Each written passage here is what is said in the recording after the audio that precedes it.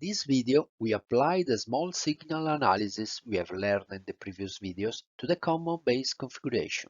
We use the hybrid pi model for small signal and we see the voltage and the current gains, the output and the input impedances, thus understanding the characteristics which make this configuration good for voltage amplification and for current buffering. We see also the function of the bypass capacitor. Here you can see a voltage divider common base configuration in which the input signal is applied to the emitter and the output signal is taken from the collector. We have to bias the circuit to make the BJT working in the active region, with base emitter junction directly biased and base collector inversely biased. We use C1 and C2 as coupling capacitors for decoupling the DC and AC signals. For the DC analysis, we have to set all the capacitor as open circuit and all the AC sources as zero. For the AC analysis that we want to show here, we have to set all the capacitors as short circuits and all the DC sources to zero. Now we use the small signal pi model to analyze this circuit. The small signal hypotheses are that the input signal is much less than the terminal voltage and the input signal frequency is a low-medium frequency, so we can consider the beta constant. Now we add the other components of the circuit. We see that between the emitter and ground there is RE and between the base and ground there is R1 in parallel with R2. Between the collector and ground there is RC. And finally, we add the input signal to the emitter. This is the model from which we can get the gain of our configuration. We see that R1 is in parallel with R2, so we can set things in this way. The output voltage Vout is equal to minus Gm V pi times Rc. If we now focus on this part of the circuit, we see that Vin is divided between R pi and the parallel of R1 and R2, but with an opposite direction in respect to V pi. So V pi is equal to minus Vin times R pi divided by R pi plus R1 parallel R2. So Vout becomes this, remembering that R pi times Gm is equal to beta. And the voltage gain is this one. We see here that the parallel of R1 and R2 lower the gain, and if this parallel is much less than R pi, which is beta divided by Gm, the voltage gain becomes Gm times Rc, which is the voltage gain of the common emitter configuration, but without the phase shift given from the minus sign.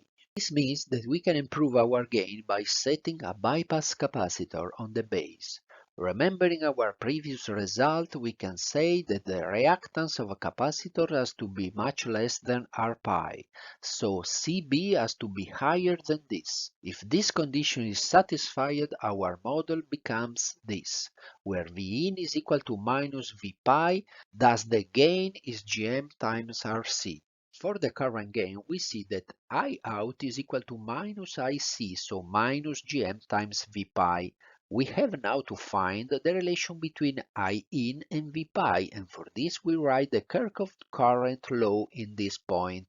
So IE1 is equal to I in plus IB plus IC.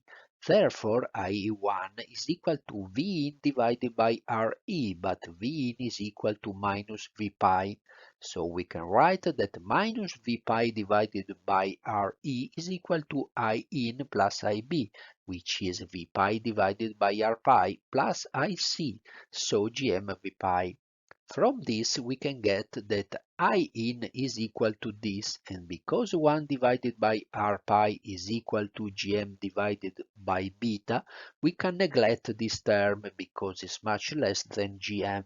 So V pi is equal to this, and the current gain is equal to GMRE divided by 1 plus GMRE, so is more or less equal to 1.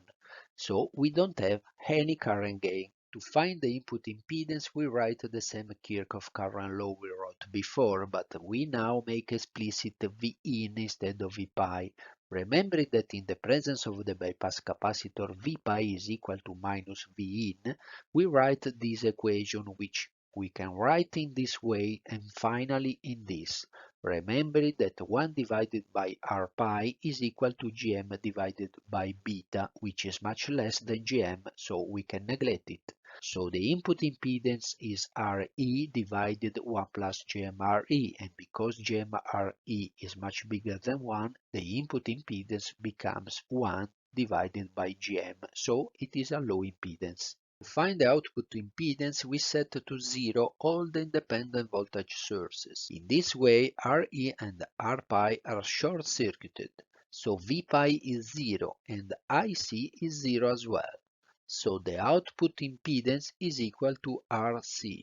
Remembering all our results, we can see that this configuration has a medium voltage gain, no current gain, so a medium power gain, which is the product of the current and the voltage gains.